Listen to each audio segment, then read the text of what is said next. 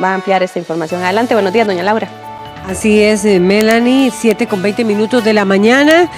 Continuamos con el tema en las afueras de más bien en uno de los jardines de la Asamblea Legislativa, escenario, no solo porque estamos en las mociones, en el espacio de mociones que habían sido rechazadas en comisión y que se reiteran en el plenario, sino también el escenario de protestas sociales en los últimos 14 días. Y se mantiene con nosotros don Adrián Torrealba, abogado tributario, es director de Tributación Directa, y ahora está con nosotros Sofía Guillén, economista. Y ya hay un comentario en torno al tema que mantenía don Adrián Torrealba con don Jorge Coronado de la organización gubernamental de la Red de Justicia Fiscal de América Latina. Dice Cristina Mata Colombari, el proyecto carece de justicia tributaria. Bueno, es un proyecto que amplía la desigualdad. Los transitorios con su amnistía tributaria dejan ver la corrupción que sigue entre los políticos empresarios, que no distan mucho de la mentalidad de los políticos de la colonia. No es posible que se sigan protegiendo intereses de mega empresas, exonerando de impuestos a los capitales corporativos y se pretenda tocar la canasta básica. Eso es lo que está diciendo doña Cristina Mata Colombari, quien mandó ese comentario a propósito de lo que estaban hablando don Adrián Torrealba y don Jorge Coronado. Sofía Guillén. Han surgido y han salido comentarios en torno a propósito de esto de la amnistía tributaria de don Guillermo Zúñiga, quien vamos a ver si lo podemos tener próximamente. Vamos a ver, y se estaba hablando sobre si el proyecto es de justicia tributaria, sí o no.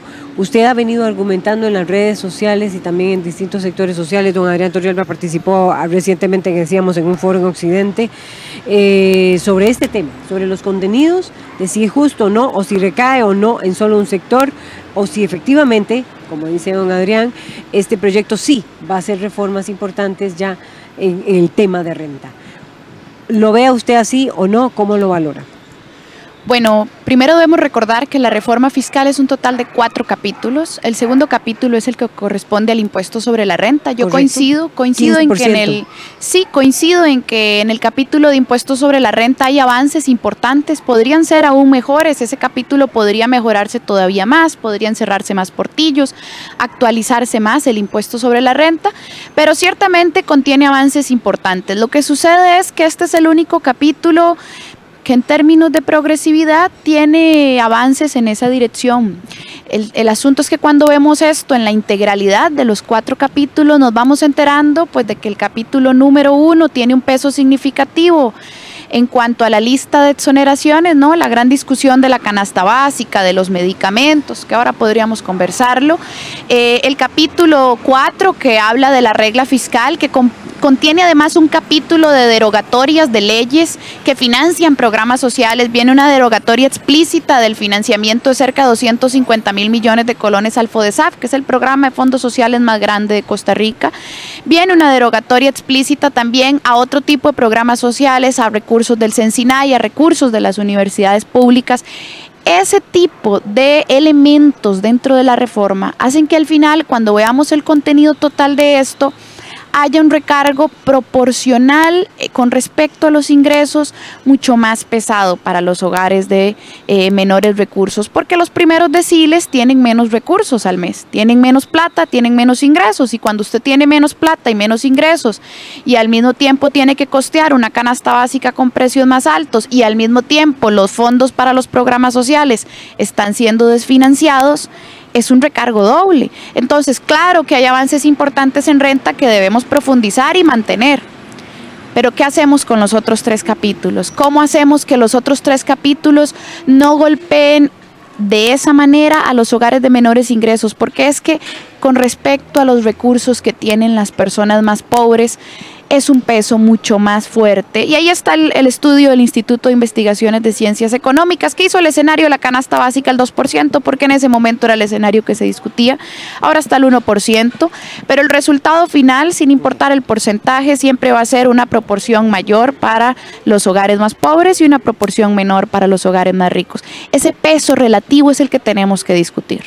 Don Adrián Torrealba, abogado tributario. Bueno, creo que vamos avanzando.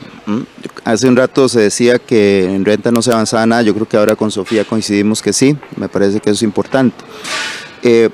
creo que se avanza también porque estamos introduciendo el IVA, que es quizá el único impuesto en el mundo que tiene una receta, es decir, una receta de buena práctica, que está contenida en la 6ª directiva de la Unión Europea. Y el proyecto en realidad toma esa receta y la desarrolla de manera aceptablemente correcta. En esencia, la ampliación de gravamen a todos los servicios es un paso muy importante, no solo desde el punto de vista recaudatorio en una economía que ha crecido en los últimos años por el lado de los servicios, sino también desde el punto de vista de la equidad, porque los propios estudios del Instituto de Investigaciones Económicas de la UCR, en particular uno que se hizo en la época de doña Laura Chinchilla, y eso no ha cambiado absolutamente nada, resulta que el 80% de los servicios son consumidos por el 20% de mayores ingresos. Por lo tanto, cuando se grava la totalidad de los servicios, se está haciendo pagar más al 20% de mayores recursos. El tema de la canasta básica hay que entenderlo bien y a veces confunde un poquito, porque en la receta de la Unión Europea una de las cosas que se dice es que lo que se llama el tipo cero solo debería reservarse para las exportaciones por razones de competitividad, porque las exportaciones se convierten en importaciones en el otro país y en las importaciones siempre se aplica el IVA. Ahora, ¿qué significa el tipo cero? El tipo cero es que si alguien vende exento, no puede cobrar el IVA, sin embargo se le reconoce un crédito sobre todos los IVAs que soportó en las compras de bienes y servicios, que es el régimen actual en Costa Rica. Eso significa entonces que alguien que vende en canasta básica exento, el elemento tributario no juega, es decir, porque ni se le imputan los créditos soportados en las etapas anteriores, ni tampoco se le cobra el impuesto. La receta del IVA lo que dice es que en materia de exenciones internas hay que eliminar el tipo cero, y eso es lo que de alguna forma genera un incremento, digamos, del precio que va a pagar un consumidor a la hora de comprar un producto, porque los IVAs que soportó el que vende exento no va a poder recuperarlos, sino que va a tratar de incorporarlos al precio. Pero la razón de hacer eso son básicamente dos. La primera es una razón recaudatoria, porque si bien es cierto la canasta básica afecta a los de menores recursos, también se aprovechan de ella los de mayores recursos, y los que en términos absolutos pagan mucho más o consumen mucho más productos de canasta básica son precisamente los sectores de mayores recursos. Entonces hay digamos una masa recaudadora importante ahí que hay que recuperar.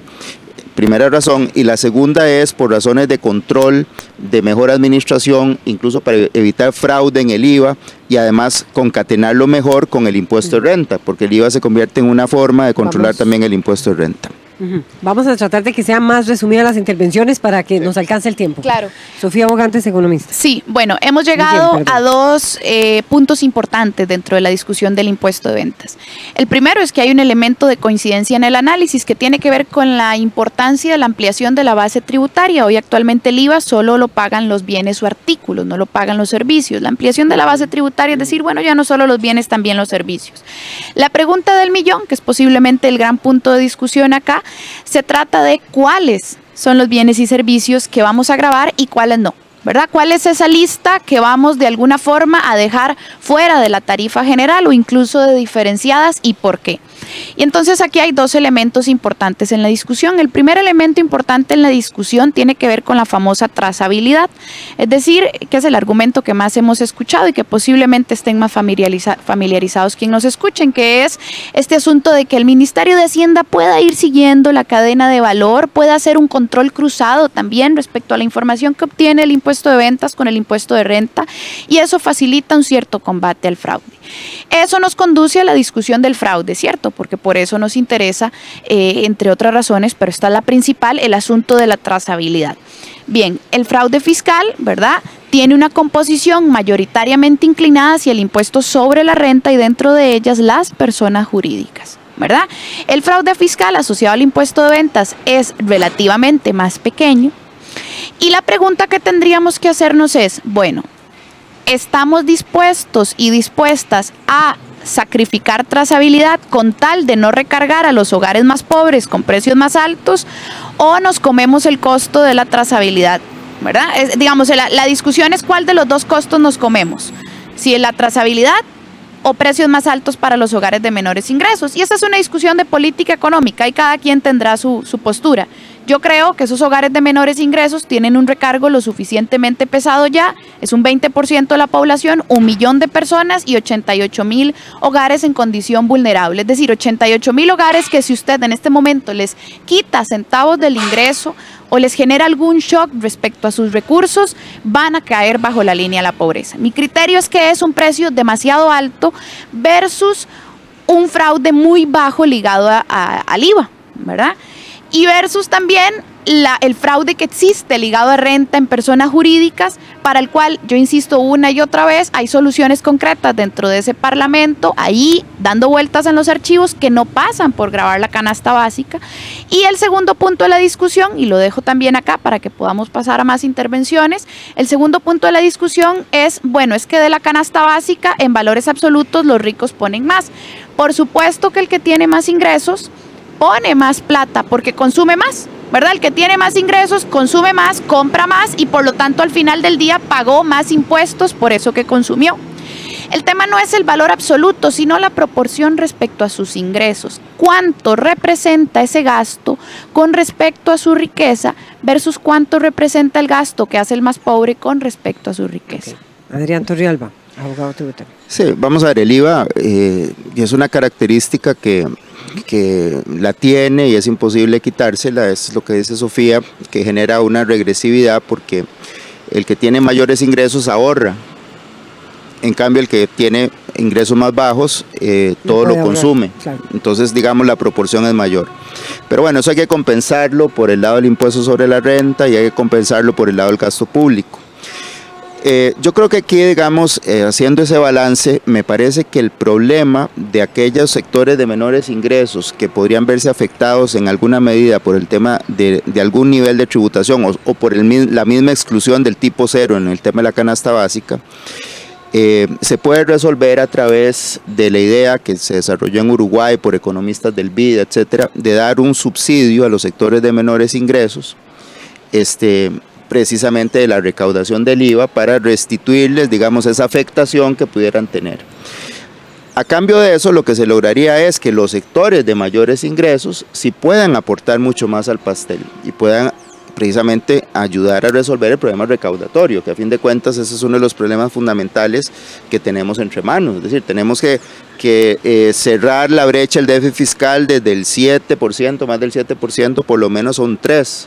Bueno, entonces hay que buscar fuentes de recaudación y yo creo que el hecho de que la gente de mayores ingresos vía tributación, aunque sea moderada, de la canasta básica, aporte a eso y evitemos el problema de los de menores ingresos con ese subsidio, me parece que es una buena solución.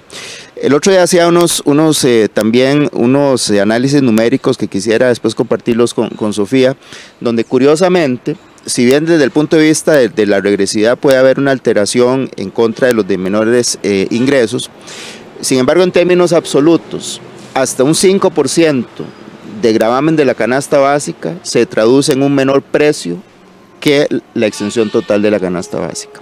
Y eso sencillamente porque cuando se exonera completamente la canasta básica, todos los IVA soportados en la cadena hay que pasarlos al precio. En cambio, cuando se le pone un porcentaje del 1, 2 y hasta 5, me dieron los resultados, resulta que con ese juego de que se va recuperando IVA soportados, pues así de simple, digamos, si yo voy a comprar un elemento, un producto de la canasta básica, exento totalmente, voy a pagar más que si me lo graban hasta un 5%. Y es un tema numérico que podríamos ver. Pero bueno, esas son cosas que creo que hay que analizar. Pero en todo caso, cualquier afectación a los sectores de menores recursos, creo que lo mejor es hacer un subsidio. Bueno, vamos a ver, aquí hay un tema también interesante que está relacionado con el aumento de los precios.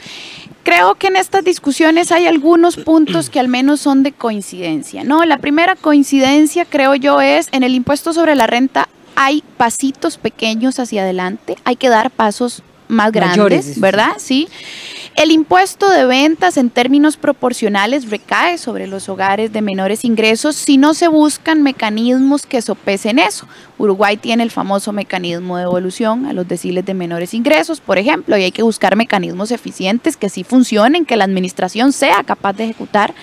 El asunto de los precios, vamos a ver, de que el precio aumente, si la canasta básica está exonerada, eso es cierto en el escenario en el cual los insumos asociados a la producción de esos bienes de la canasta básica y los servicios asociados y la maquinaria asociada no está también incorporada dentro de la moción que exonera.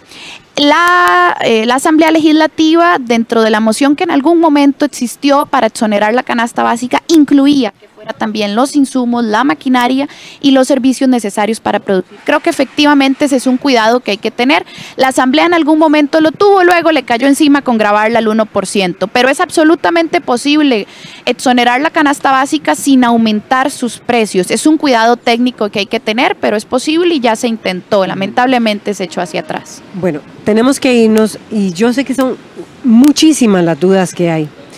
Tenemos que comprometernos como medio de servicio público de que va a haber que hacer una mesa más grande y de más tiempo con unos 4 invitados para comprender estas menudencias, estos detalles tan importantes que tiene el proyecto, para entender la discusión del equilibrio que hay dentro del proyecto en el tema de renta y en el tema de canasta, en fin, de canasta básica. Le agradecemos muchísimo a Adrián Torrealba, abogado tributario, a Sofía Guillén, economista, y prometemos que vamos a hacer algo de más tiempo. Ojalá tengamos la disponibilidad de los invitados de hoy para que nos acompañen próximamente e igualmente para abordar este tema. Tengo que pasar al otro y creo que ya tengo que leer la nota y está relacionada con la encuesta que hizo la Universidad de Costa Rica, el Centro de Investigación de Estudios Políticos. Le pido